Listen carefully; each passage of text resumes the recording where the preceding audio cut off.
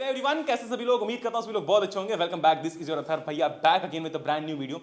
और भैया आप वीडियोस क्यों नहीं अपलोड कर रहे हो? पिछले एक हफ्ते से चैनल के ऊपर एक भी वीडियो नहीं आया है।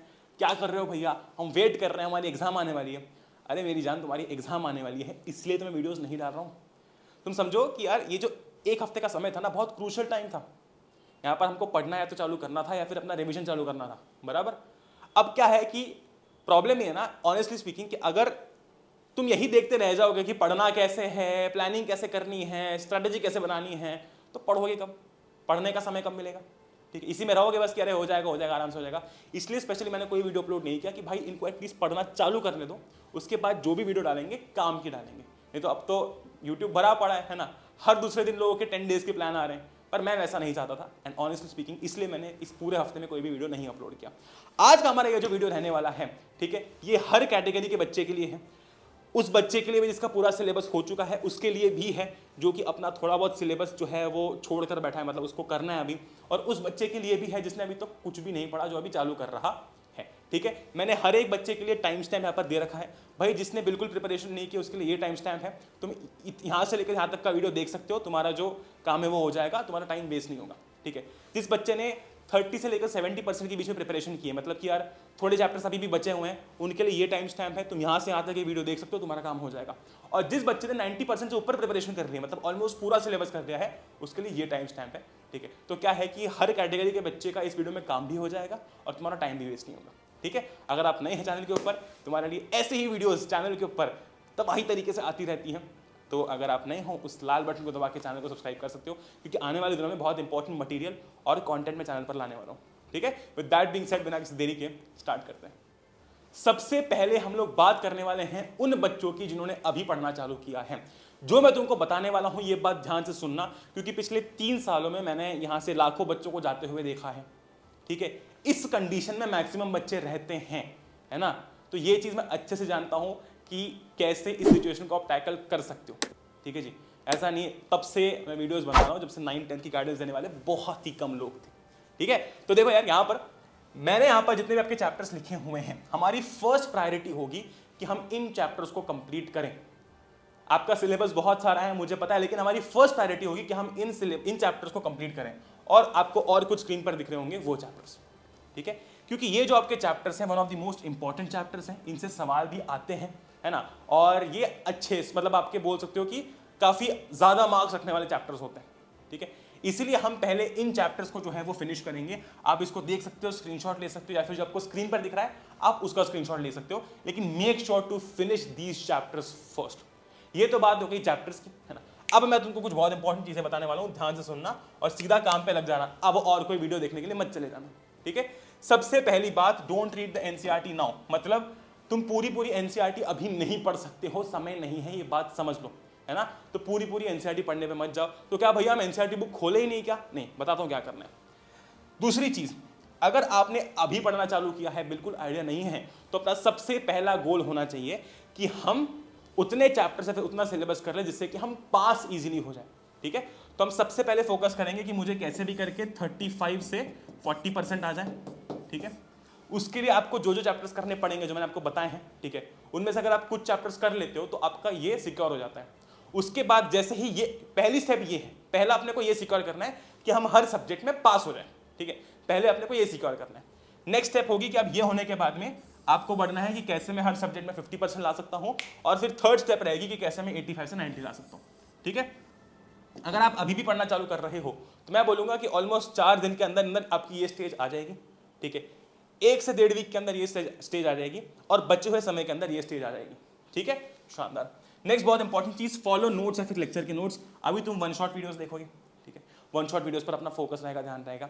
वन शॉट वीडियोस देख के नोट्स मत बनाने बैठ जाना, बहुत समय लग जाएगा। It will take a lot of time, tiring task है, टायरिंग प्रोसेस है। इसीलिए मेक श्योर कि आप कोई नोट्स फॉलो करो। अब भाई पढ़ने पे तुमको यार शानदार नोट्स दे रखे हैं। ठीक है, अपना जो टेलीग्राम चैनल है ऐप के अंदर भी अवेलेबल है, पर अगर तुमको लगता है कि यार अभी समय नहीं है, अभी टाइम, मतलब मैं ज़्यादा इन्वेस्ट नहीं कर सकता, तो अपना जो टेलीग्राम ग्रुप है ना, उसके ऊपर हर चीज़ अपलोडेड है। मैथ्स के मोस्ट इंपॉर्टेंट क्वेश्चंस, ये वो दुनिया भर की चीज़ उस पर अपलोडेड है, और हम लोग वहाँ पर बहुत एक्टिव भी रहते हैं। ठीक है, तो तुम टेलीग्राम पर जाकर जो है नोट्स वगैरह पूरा एक्सेस कर सकते हो। ठीक है, या फिर जो नोट्स लेक्चर में दिए गए हैं, मतलब जो भी दे रहे हैं तुम, जहाँ से भी पढ़ रहे हो, जैसे कि अपने लेक्चर्स हैं, वो तुमने पढ़ लिए। ठीक है, शानदार। एक्स्ट्रा समय नहीं लगाना है अपने को किसी भी चैप्टर में। Okay great. फिर नेक्स्ट बात आती है don't study English as of now. English को अभी हाथ मत लगाओ, पहले फोकस करो इन मेन सब्जेक्ट्स पर, क्योंकि इन्हें करना इंपॉर्टेंट अगर आपने नहीं किया है तो।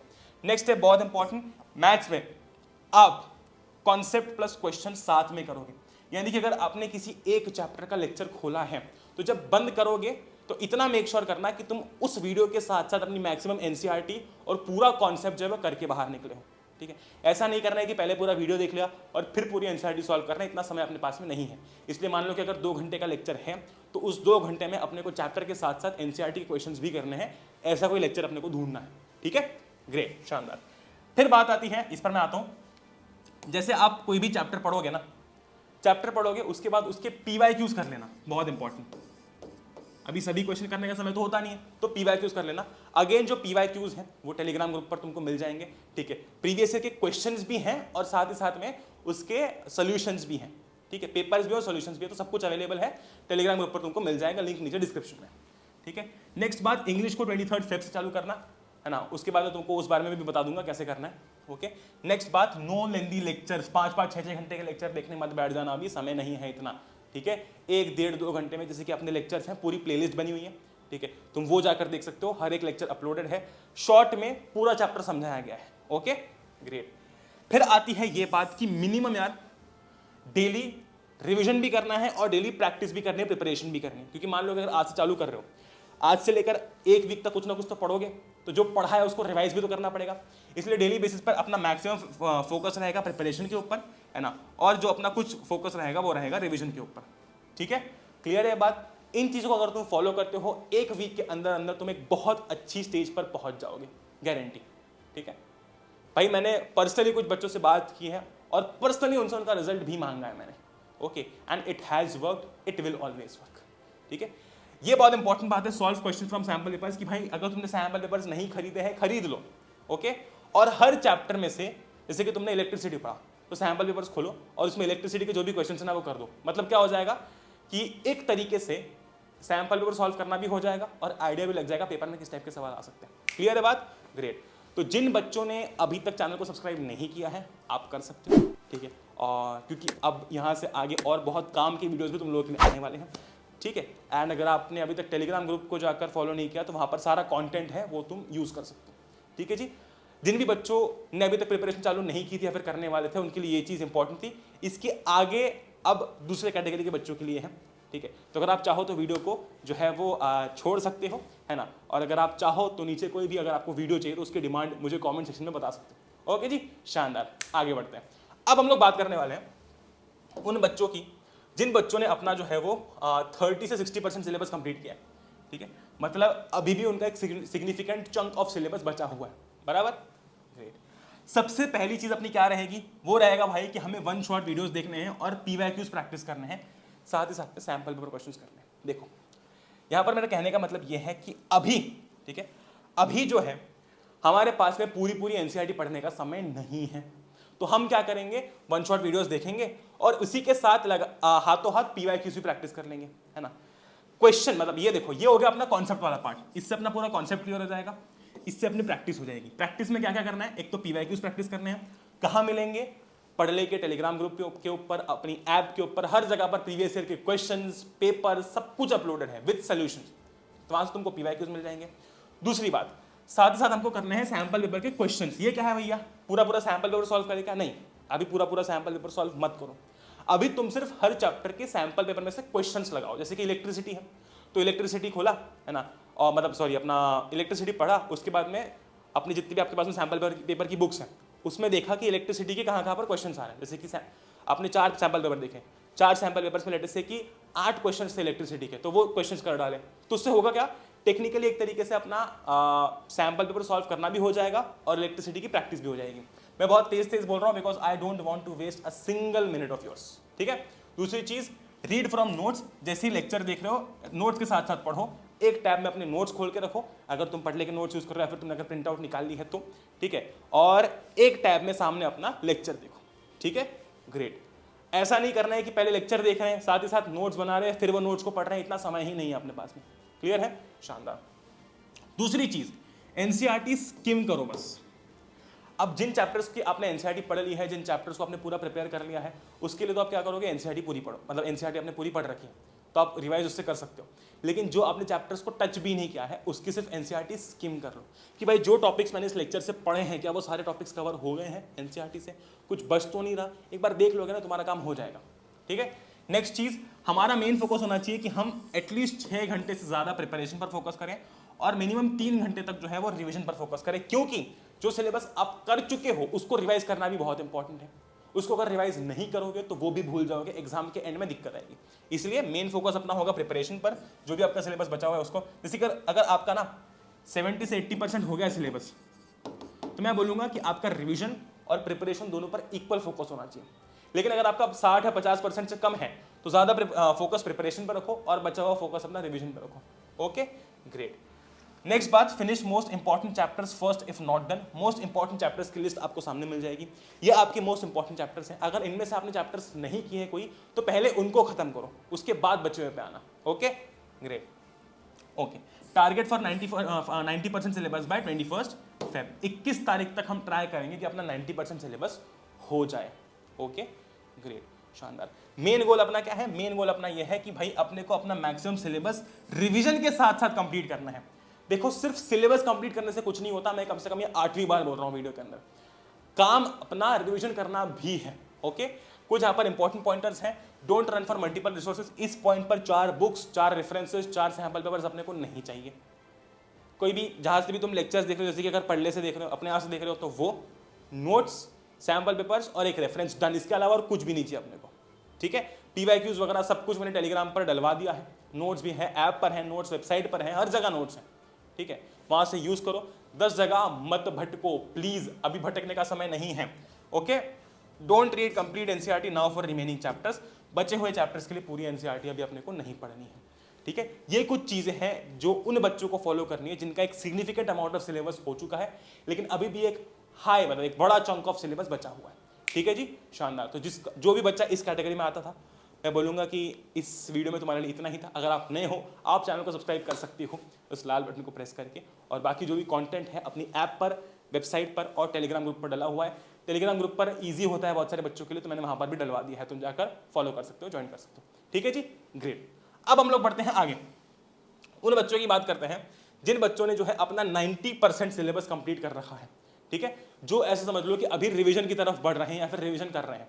तुम्हारे लिए कुछ चीजें बहुत इंपॉर्टेंट है, इनका खास करके ध्यान रखना।